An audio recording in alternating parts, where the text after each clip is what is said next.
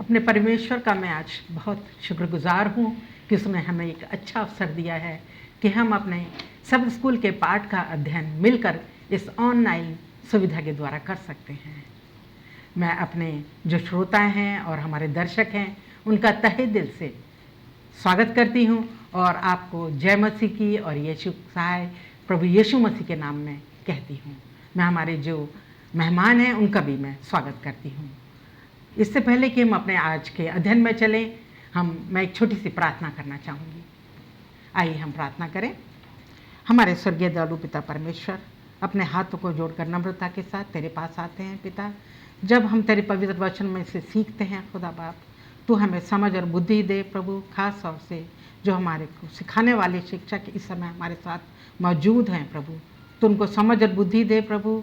और हमारे श्रोताओं को भी तू इतना समझ दे कि वो जो भी शिक्षा दी जाए और जो भी कुछ सिखाया जाए प्रभु, हम सब मिलकर उसको सीखने वाले, समझने वाले और उस पर चलने वाले हो सके खुदा बाप। इन लेसन्स के ज़रिए प्रभु हमें सबको आशीष मिले। इस दुआ को हमारे उद्धारकर्ता प्रभु यीशु के मीठे नाम में कर मांगते हैं, आमीन। आमीन। जैसा कि आप लोग सब जानते हैं कि हम इस बार जो है हमारा त्रिमास का दूसरा सबक है और इसमें हम परमेश्वर के लिए कैसे मित्र बनाएं अपनी आनंदमयी साक्ष्य के द्वारा, ये हमारे इस क्वार्टर का जो है शीर्षक है। और आज का जो हमारा शीर्षक है वो आनंदमय शांति और व्यक्तिगत गवाही के द्वारा लोगों के जीवन में कैसे परिवर्तन हो सकता है, इस विषय में हम सीखेंगे। और आज का जो हमारी याद वचन है मैं उसको पढ़ना चाहूँगी, आपके साथ शेयर करना चाहूँगी।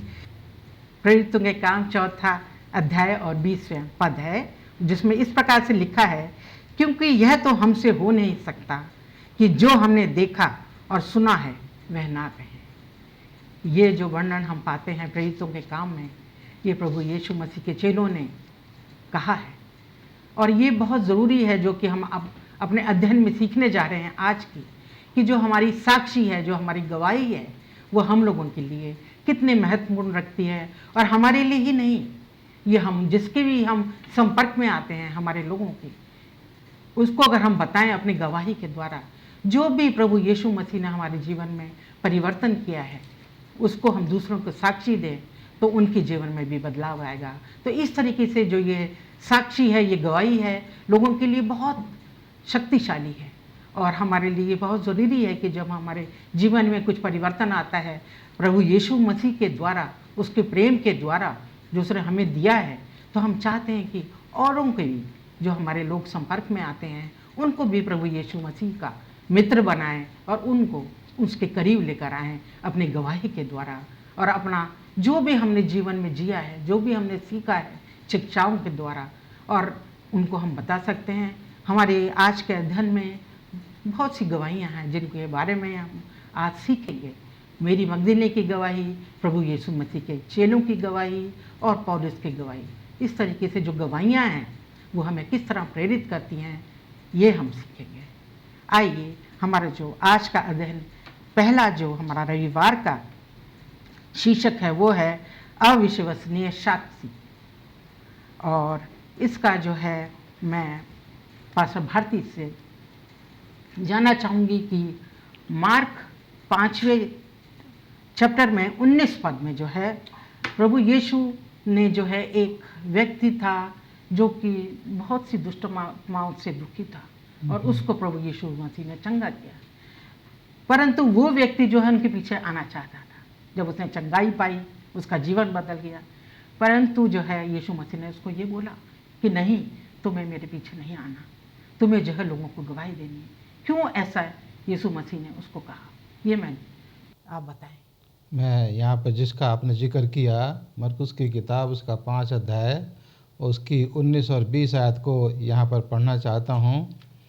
और ख़ास करके 18 आयत से अगर हम पढ़ें तो और हमारे लिए अच्छा समझ में आएगा। यहाँ पर लिखा है 5 अध्याय उसकी 18 आयत में कि जब वह नाव पर चढ़ने लगा तो वह जिसमें पहले दुष्ट आत्माएं थी उससे विनती करके कहने लगा, मुझे अपने साथ रहने दो। परंतु उसने उसे आज्ञा न दी और उससे कहा, अपने घर जाकर अपने लोगों को बता कि तुझ पर दया करके प्रभु ने तेरे लिए कैसे बड़े बड़े काम किए हैं। वह जाकर दिकापुलिस में इस बात का प्रचार करने लगा कि यीशु ने मेरे लिए कैसे बड़े बड़े काम किए, और सब लोग अचंभा करते थे। यहाँ पर जो है, जब आप मरकुस का 5वां अध्याय पढ़ेंगे तो वहाँ पर आप पाएंगे कि यीशु मसीह जो हैं वो झील के दूसरी पार गिरसोनियों के देश में जाकर के वहाँ लोगों से मुलाकात करने के लिए वो सफ़र पर जाता है। और जब उस तरफ वो जाता है तो एक व्यक्ति जो है, जो दुष्ट आत्माओं से ग्रस्त था, वो पर्वतों से निकल कर के, गुफाओं से निकल कर के वो यीशु मसीह की तरफ आता है और यीशु मसीह से आकर के वो बातचीत करता है और कहता है कि मैं जो हूँ तुझे, हे यीशु प्रधान परमेश्वर के पुत्र, मुझे तुझसे क्या काम।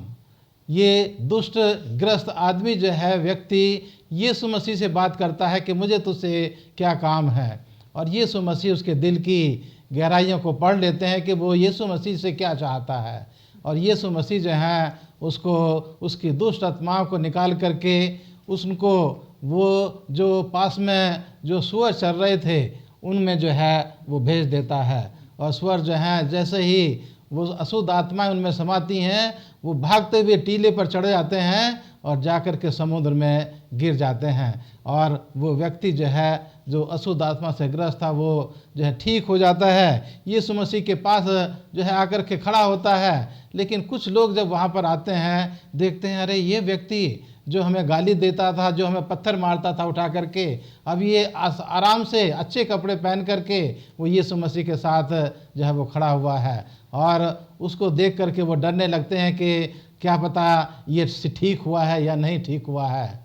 और यहाँ लिखा है कि वो व्यक्ति जो है वो यीशु मसीह से विनती करता है कि प्रभु मैं तेरे पीछे चलना चाहता हूँ। लेकिन यीशु मसीह उसको कहते हैं कि तू अगर अपने जीवन की गवाही अपने लोगों के बीच में जाकर के देगा तो वो एक तरीके से मेरे पीछे ही चलना है। तो यहाँ पर जो है मैं अपने दर्शकों को भी ये बताना चाहता हूँ कि हम जब खुदावंद यीशु मसीह को स्वीकार कर लेते हैं तो हमारा जीवन बदल जाता है, जैसे इस व्यक्ति का बदल गया। और हम जो है अपने बदले हुए जीवन की गवाही जो है वो लोगों को दें। और वही सच्चा है कि हम सच्चे तरीके से यीशु मसीह के पीछे हम चल रहे हैं। तो ये उसने अपने जीवन की गवाही के द्वारा अपने लोगों के बीच में, अपने रिश्तेदारों के बीच में, अपने परिवार के लोगों के बीच में जाकर के उसने गवाही दी, जो हर एक व्यक्ति के लिए, हर एक मसीह व्यक्ति के लिए जो मसीह में आता है, उसके लिए ज़रूरी है कि जब उसका जीवन बदल जाए यीशु मसीह की शक्ति और सामर्थ्य से, तो वो अपने परिवार में, अपने लोगों में, अपने रिश्तेदारों में जाकर के यीशु मसीह के नाम की गवाही दे। और यही हम इस आज के इस उदाहरण से, इस घटना से जो यीशु मसीह के जीवन में हुई, उससे हम ये सीखते हैं। जी बिल्कुल, आपने सही कहा ये बात की, जो उसने जो है सब जगह गवाही दी।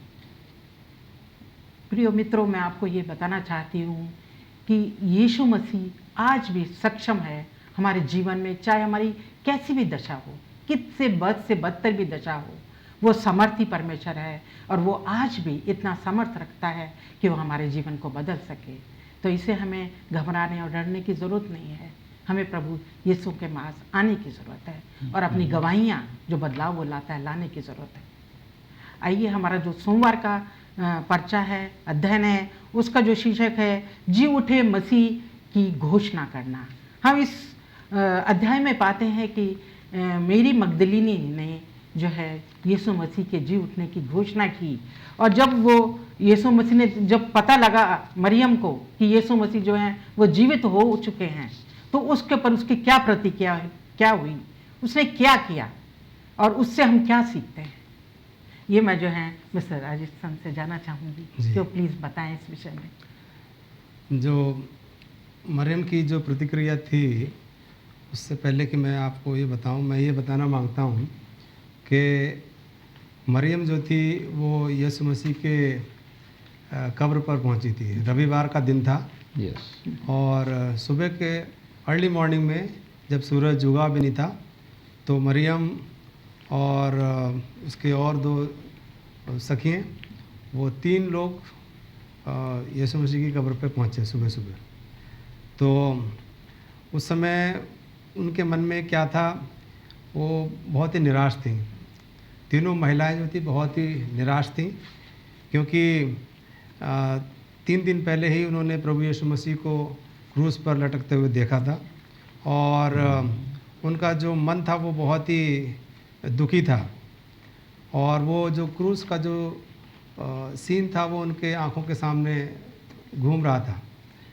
लेकिन ये तीनों महिलाएं जो थी वो प्रभु यीशु मसीह की कब्र पर गईं ताकि वो उनको सुगंधित तेल वगैरह लगा के उनके शरीर को तैयार कर सकें। तो उनके मन जो थे वो बहुत ही निराश थे, और इस निराशा की जो छाया थी वो उनके जीवन पे मंडरा रही थी, और उनके जीवन को बिल्कुल अंधेरा दिखाई दे रहा था, और उनका भविष्य बिल्कुल अनिश्चितपूर्ण से भरा हुआ था। तो जब वे कब्र पहुंची तो वो एकदम चौंक गई। तीनों महिलाएं बहुत चौंक गईं, क्योंकि जैसे वो कब्र के अंदर जाती हैं तो वहाँ पर वो स्वर्गदूत को पाती हैं, और स्वर्गदूत जो था स्वर्गदूत ने तीनों स्त्रियों से कहा कि डरो मत, मैं जानता हूँ कि तुम प्रभु यीशु मसीह को जो क्रूस पर चढ़ाया गया था ढूंढती हो, वह यहाँ नहीं है, परंतु उसके अपने वचन के अनुसार वो जी उठा है। यह मत्ती की किताब और उसका 28वां अध्याय और 5वीं और 6वीं आयत में पाते हैं। महिलाएं अब आनंद से भाव विभोर हो गई थीं, और उनके दुख के जो काले बादल थे वो छट चुके थे, और उनकी जो दुख था वो ख़त्म हो चुका था। उनके स्वर को, उनकी बातों को, उनके मन को खुशी ने पकड़ लिया था, और वो बहुत ही आनंदित होकर गीत गाने लगी थी। और मरियम पुनर्जित मसीह से मिलने के बाद ये खबर बतलाने के लिए दौड़ पड़ी थी। अच्छी खबर साझा करने के लिए होती है, और वह चुप नहीं रह सकती थी, क्योंकि परमेश्वर यीशु मसीह जो था वो जीवित हो गया था, और दुनिया को ये पता होना चाहिए। जीवन के राहों पर हम भी पुनर्जीवित मसीह के साथ मिलते हैं, हमें भी खबर सुनाने के लिए दौड़ लगानी चाहिए। अच्छी खबर साझा करने के लिए ही होती है। लेकिन एक बात यहाँ पर हमें बहुत ही आश्चर्यचकित करती है, और वो ये है कि जो प्रभु यीशु मसीह के चेले थे उन्होंने मरियम की बात पर विश्वास नहीं किया, और उन्होंने उसकी बात पर विश्वास करने से इनकार कर दिया। उन्होंने ये सुनकर कि वह जीवित है और उन्हें उससे देखा है, उन्होंने कोई उसकी प्रतीति नहीं करी। इस प्रकार यदि यीशु के अपने शिष्यों ने भी तुरंत विश्वास नहीं किया, तो हमें यह आश्चर्य नहीं होना चाहिए कि जब हम अन्य लोगों को मसीह के पुनरुत्थान के बारे बताते हैं तो वो उसको स्वीकार नहीं करें। तो यही मरियम की प्रतिक्रिया थी। और आज भी हम देखते हैं जिस तरीके से दुनिया में महामारी फैली है, लोग बहुत निराश हैं, दुखी हैं। तो हम लोगों का भी एक कर्तव्य बन जाता है कि जो दुखी और निराश लोग हैं उनको प्रभु यीशु में शांति दें, और जो हमारे जीवन में घटा है, हमारे जीवन में जो परिवर्तन आया है, बदलाव आया है यीशु को पाने से, वो हम लोगों को बताएं, सिखाएं, ताकि उन्हें भी शांति मिले, तसल्ली मिले, और वो अपने जीवन में आगे बढ़ें, दुखी ना हो। जो भी कष्ट जीवन में आए उनसे दुखी ना हो। आइए हम अपने मंगलवार के अध्ययन में चलते हैं, जिसमें हम पाएंगे कि बदला हुआ जीवन एक अंतर लाता है। पास्टर भारती, हम देखते हैं कि यीशु मसीह के जो चेले हैं उनके जीवन में भी बदलाव आया। कब? जब यीशु मसीह जी उठे। तो ये जो है कैसे हुआ, क्यों उनका जो है बाद में उनमें परिवर्तन आया, उनके व्यवहार में, उनके बर्ताव में।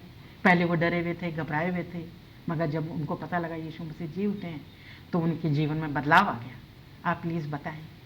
ये मैं इस तरीके से इसको बताना चाहता हूँ, जैसे अभी आपने बताया मिसेज भारती कि ये यीशु मसीह के जी उठने के बाद का दृष्टांत है।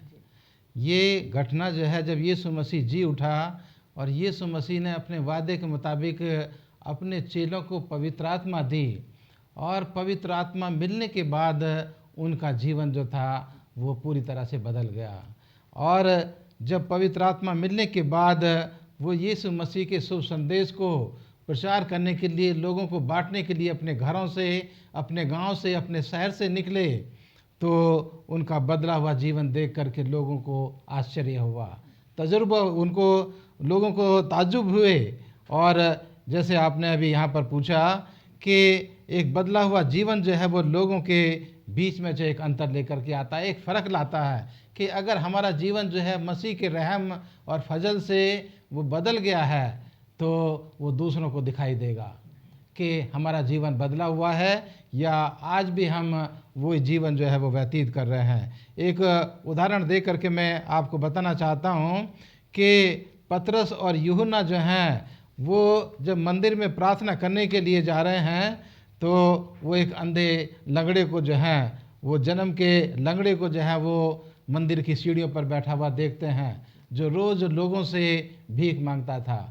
और जब यूहन्ना और पतरस आते हैं, मंदिर की सीढ़ियों पर चढ़ते हैं, तो वो उनसे भी जैसे दूसरे लोगों से मांगता था उनसे भी मांगने लगता है कि मुझे जो है कुछ वो दे दो।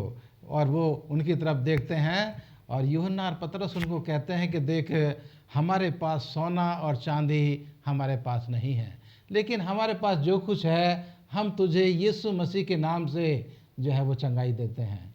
और इतना कहते हुए ही वो जन्म से लंगड़ा जो है, जो वहाँ पर बैठ कर के भीख मांगता था, वो जो है ठीक हो जाता है।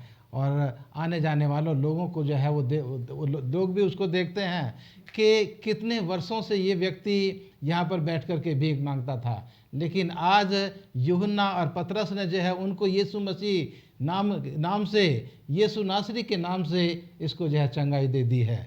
और वो भी जो है वो लोगों को अपने बदले हुए जीवन के बारे में वो लोगों को जो है वो गवाही देने लगता है। और साथ ही साथ पतरस और यूहन्ना भी जो हैं वो लोगों के बीच में जाकर के गवाही देते हैं।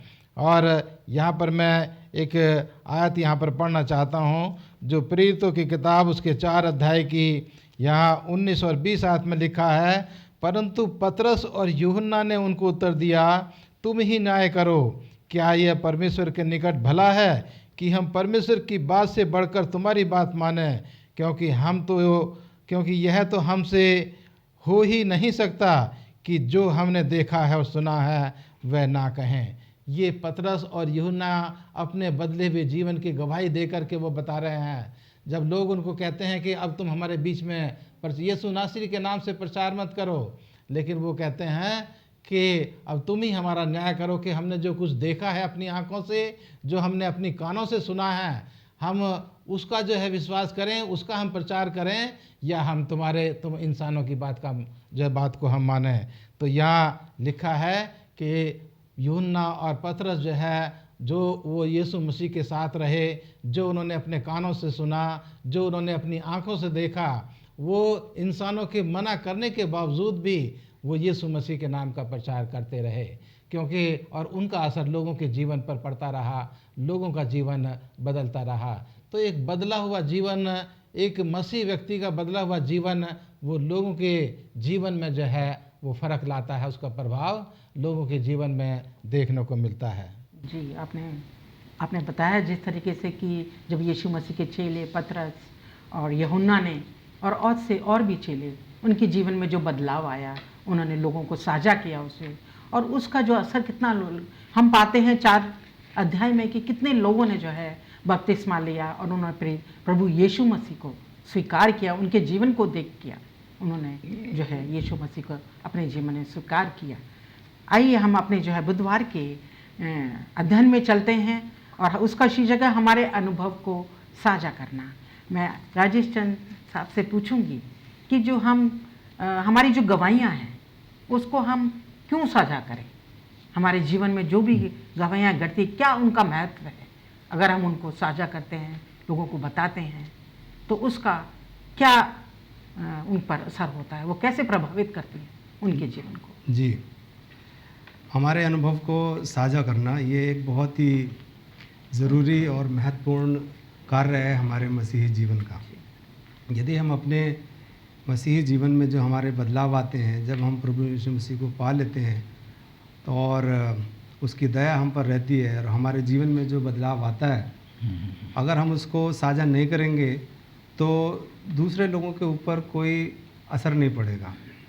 अगर हम उन दूसरे लोगों को अपने बदले हुए जीवन के बारे में नहीं बताएंगे तो लोग नहीं जानेंगे। खाली सिद्धांत बताने से काम नहीं होता।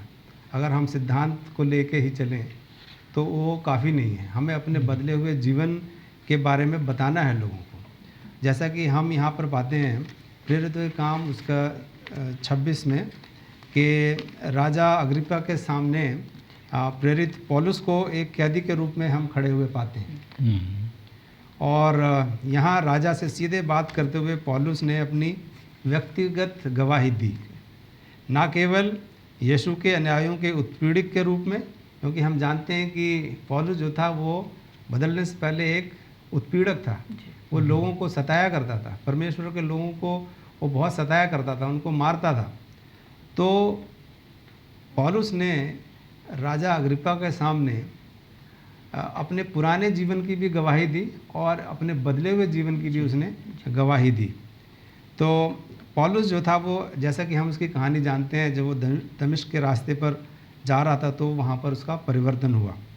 तो हमारे परमेश्वर ने उससे बात की और कहा, तू उठ उठ, अपने पाँव पर खड़ा हो, क्योंकि मैं तुझे दर्शन दूंगा। हमारे विश्वास को साझा करना हमेशा एक बहुत ही गतिशील अनुभव होता है।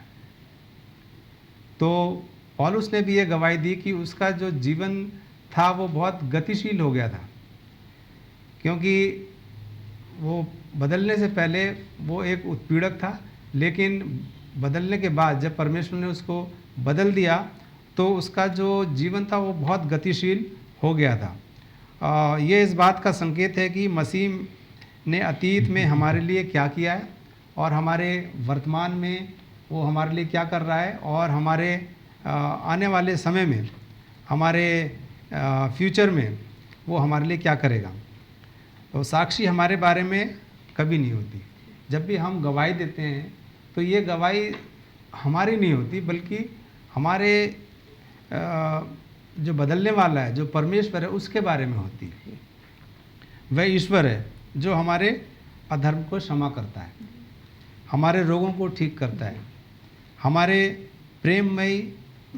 हमें प्रेममयी बनाता है और हमें कृपा देता है और हमें अच्छी बातों से संतुष्ट करता है।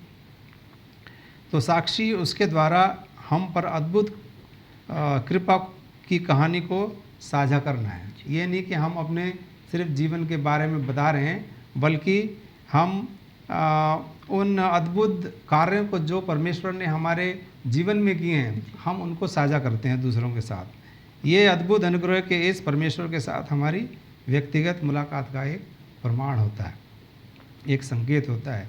और इसके बारे में हम एक पहला यूहन्ना, उसमें हम इसको पहला अध्याय और 1 से 3 तक उसको पढ़ सकते हैं। आप कुछ कहना चाहेंगे? मैं, जैसे आपने पौलुस रसूल के बारे में यहाँ पर बताया कि जब हम अपने जीवन की गवाही देते हैं, अपने दर्शकों को भी मैं ये बताना चाहता हूँ कि पौलुस के जीवन से हम सीखें कि एक मसीह व्यक्ति को अपनी व्यक्तिगत गवाही किस तरह से देनी है। अपनी व्यक्तिगत गवाही जो है वो हम किस तरह से दे सकते हैं, ये पौलुस के जीवन से हम यहाँ पर सीख सकते हैं। जी हाँ, बिल्कुल। पौलुस की गवाही बहुत ही अद्भुत है कि जब प्रभु यीशु से उसकी मुलाकात हुई तो उसका जीवन कैसे बदल गया।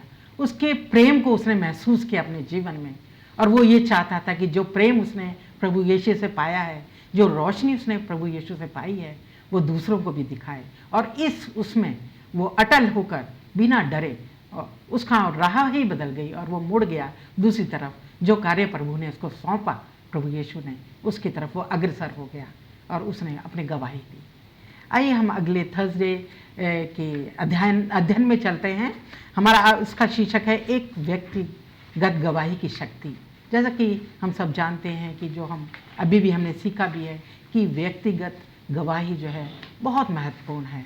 पास्टर भारती पौलुस की भी एक व्यक्तिगत गवाही जिसके बारे में हम सीख रहे हैं, उसने लोगों के जीवन में क्या परिवर्तन किया, और अग्रिप्पा जो उस टाइम राजा था उसके जीवन में क्या बदलाव उसने किया।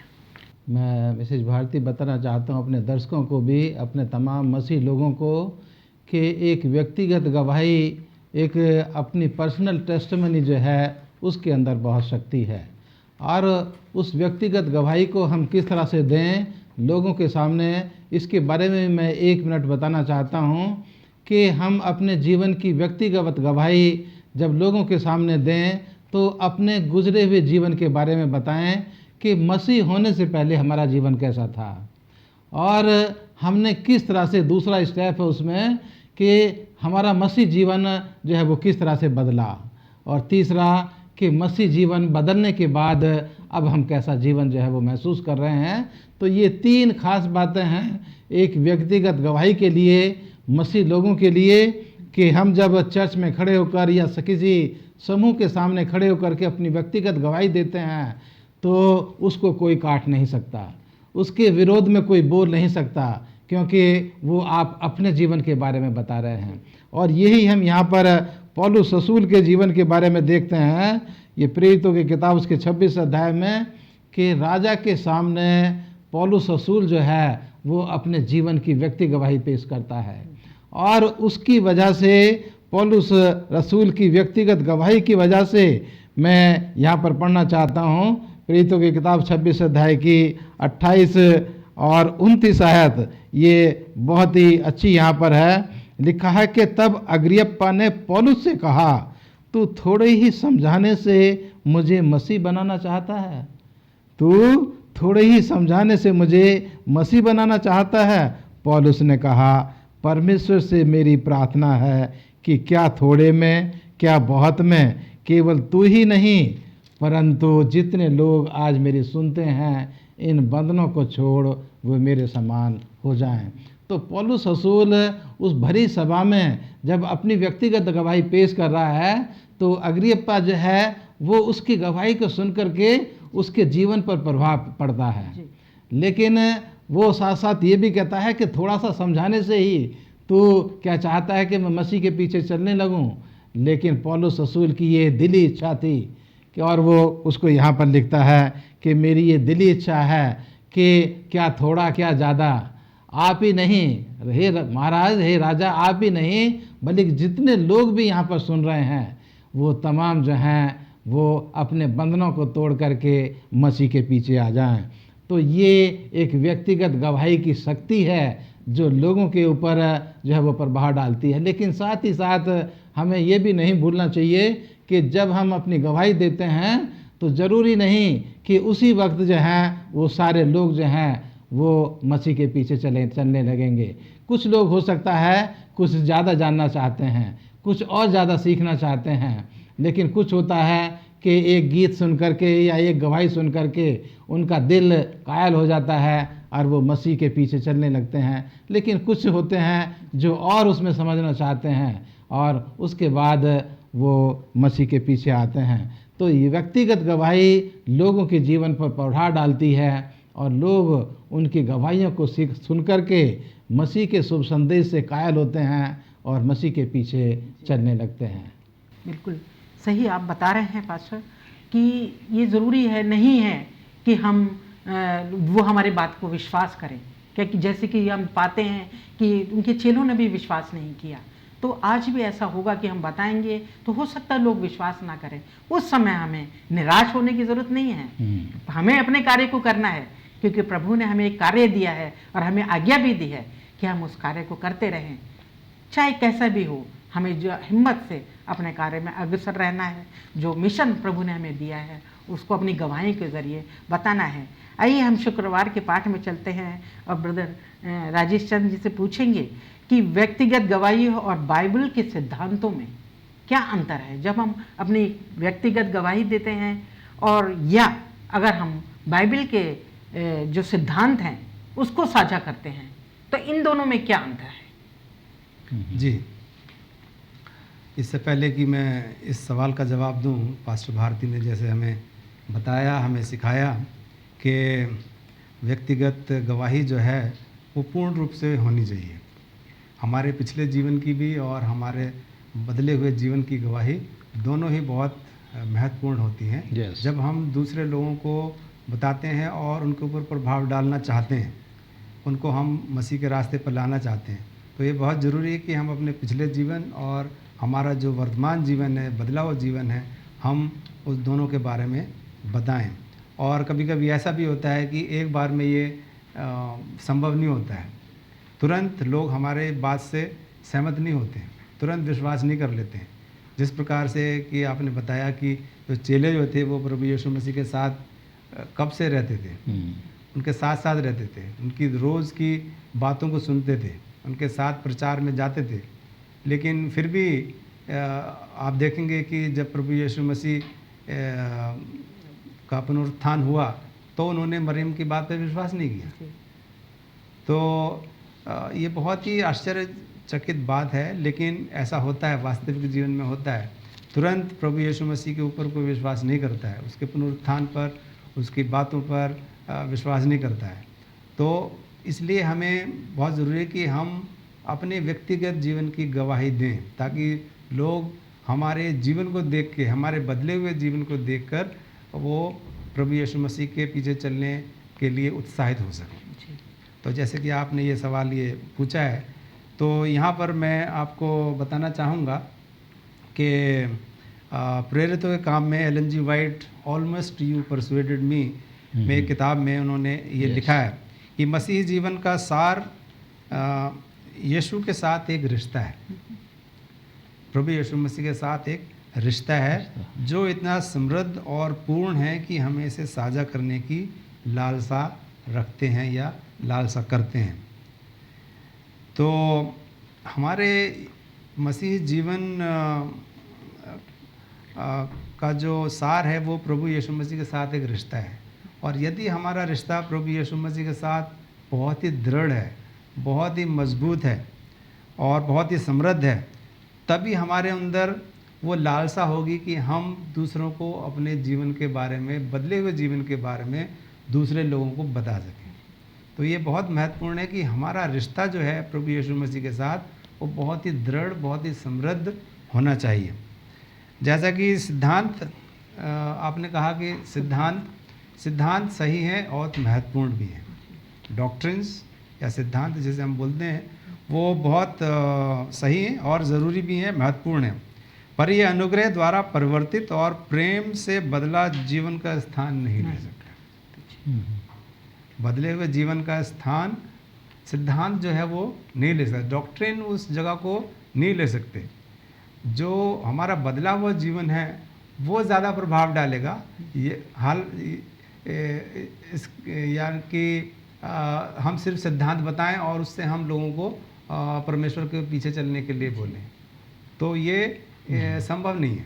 बदले हुए जीवन से लोग ज़्यादा प्रभावित होंगे, वो प्रभु यीशु मसीह के पीछे चलने में वो बाध्य हो सकते हैं।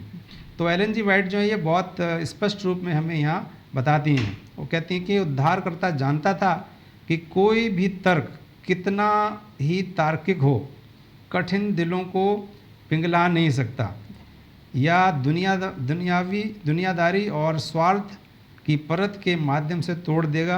वह जानता था कि उसके शिष्यों को स्वर्गीय बंदोबस्ती प्राप्त करनी चाहिए। यह सुसमाचार तभी प्रभावी होगा जब यह दिलों को सरगर्म कर दे और होठों को उसी के जीवंत ज्ञान से भर दें जो मार्ग, सच्चाई और जीवन है। तो मसीह का अद्भुत प्रेम दिलों को पिघलाएगा और वश में करेगा जब सिद्धांतों की मात्र पुनरावृत्ति कुछ भी हासिल नहीं कर पाएगी। तो अगर हम सिर्फ सिद्धांत लोगों को बताएंगे, डॉक्ट्रिन बताएंगे, तो वो मसीह के पीछे चलने के लिए बाध्य नहीं हो सकते जब तक कि हम अपने बदले हुए जीवन के बारे में और पुराने जीवन के बारे में लोगों को नहीं बताते हैं। तो यही अंतर है कि बदले हुए जीवन के बारे में बताना और सिर्फ सिद्धांतों को बताना। जैसा कि आज हमने सीखा कि व्यक्तिगत गवाही कितनी महत्वपूर्ण है। अपनी गवाही के द्वारा हम लोगों के जीवन में परिवर्तन कर सकते हैं और जो है प्रभु का प्यार और प्रभु का अनुग्रह जब हम पर बना रहता है तो ये जो है लोगों के जीवन में परिवर्तन लाता है। उसके प्यार को हमें दूसरों को बांटना है ताकि उनके जीवन में भी बदलाव आए। आइए इस समय हम अपने अध्ययन को ख़त्म करेंगे और मैं चाहूँगी मिस्टर राशिद चंद हमारी दुआ में अगुवाई करें। हमारे सर्वशक्तिमान परमेश्वर, हम धन्यवाद करते हैं इस सुंदर समय के लिए जो तूने हमें दिया कि हम यहाँ पर आके इस लेसन को, इस पाठ को पढ़ सके और दूसरों के साथ हम साझा कर सके। प्रभु, जब हम ये अध्ययन करते हैं तो हमें अपनी सामर्थ्य और शक्ति से परिपूर्ण कर प्रभु, ताकि हम जो कुछ भी यहाँ सीखते हैं हम उसको अपने जीवन में उतार सकें और उसके अनुयायी बन सकें। हम धन्यवाद करते हैं अपने श्रोताओं का और जितने भी लोग इस पाठ को पढ़ते हैं और देख रहे हैं। प्रभु, सबको आशीष दे और हमें सामर्थ्य दे कि हम अपने बदले हुए जीवन की साक्षी को दूसरों के साथ रख सकें, उनको साझा कर सकें, ताकि हमारा जो मसीह जीवन में और भी अच्छा हो पाए। हम अपने सबको आपके हाथों में सौंपते हैं, क्योंकि ये विनती प्रभु यीशु मसीह के नाम से मांगते हैं। दया से सुनो, ग्रहण कर। आमीन।